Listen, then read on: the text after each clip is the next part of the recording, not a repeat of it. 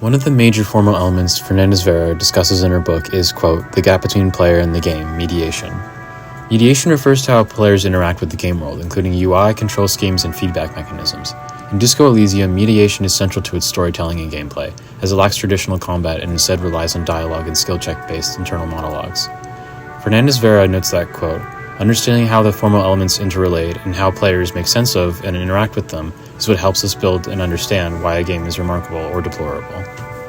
Disco Elysium exemplifies this by embedding game mechanics directly into the protagonist's cognition, blurring the line between system and narrative. The game's UI doesn't simply track stats, it actively represents the protagonist's fragmented psyche. For example, skill checks appear as internal dialogues, forcing players to negotiate with different aspects of their own mind, such as the cold logic of encyclopedia or the impulsive, drug-addicted paranoia about electrochemistry. This unique mediation makes every decision feel deeply personal rather than just a simple skill-based outcome, as well as engages the player with the potential for failure. Jewell argues that the act of failing is paradoxically motivating in gameplay. Quote, the feeling of escaping failure, often by improving our skills, is central to the enjoyment of games. Games promise us a fair chance of redeeming ourselves. This distinguishes game failure from failure in our regular lives. This dynamic intertwines the player's emotional engagement with the mechanical systems, turning moments of failure into opportunities for introspection and growth. Marc LeBlanc states that, quote, if we think of games as a system, the mechanics are the complete description of that system. Emphasizing the mechanics define the foundational structure of the game, shaping how it operates and interacts with the players rather than merely serving as a thematic overlay. Disco Elysium applies this principle by making player engagement with the UI and mechanics a direct reflection of its themes: personal failure, ideological struggle, and existential crisis.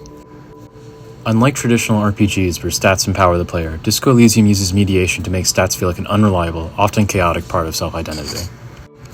Another crucial aspect of mediation in Disco Elysium is the Thought Cabinet, a system that allows the protagonist to internalize philosophical concepts over time. Unlike conventional RPG progression systems, where upgrades provide clear benefits, the Thought Cabinet introduces uncertainty, reinforcing the game's themes of introspection and unstable identity. Players must commit to ideas without knowing their final effects, mirroring real-life theological development and unpredictability of personal growth. The mechanic deepens as the game's mediation by making intellectual and psychological engagement a core part of the gameplay, rather than a passive narrative layer. Additionally, the game's use of diegetic UI elements strengthens the immersive quality of its mediation. Unlike traditional RPG menus that exist outside the game world, Disco Elysium integrates its UI seamlessly with the player's experience.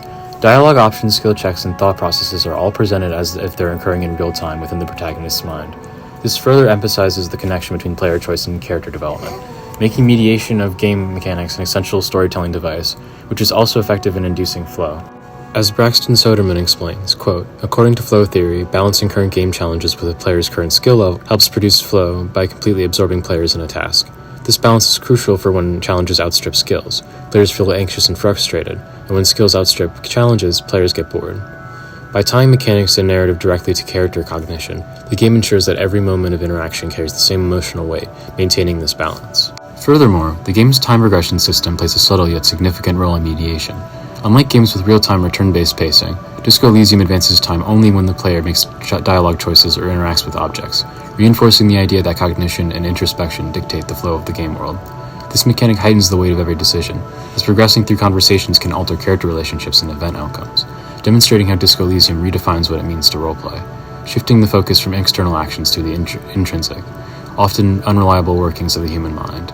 The painterly, impressionistic visuals reflect that fragmented, often surreal nature of the protagonist's psyche, while the soundtrack, especially the blaring main theme that surrounds Revachol, heightens immersion by mirroring the character's fluctuating emotions. These elements work in tandem with the game's mechanics in order to further blur the boundaries between the interface, narrative, and player experience. Analyzing mediation in Disco Elysium helps us understand how the game transforms traditional RPG mechanics into storytelling devices. Instead of a simple stats-driven progression, it creates a system where UI, dialogue, and skill checks become an extension of the protagonist's fractured psyche. This approach forces players to engage with character psychology in a way few others do, reinforcing the themes of self-discovery and societal decay.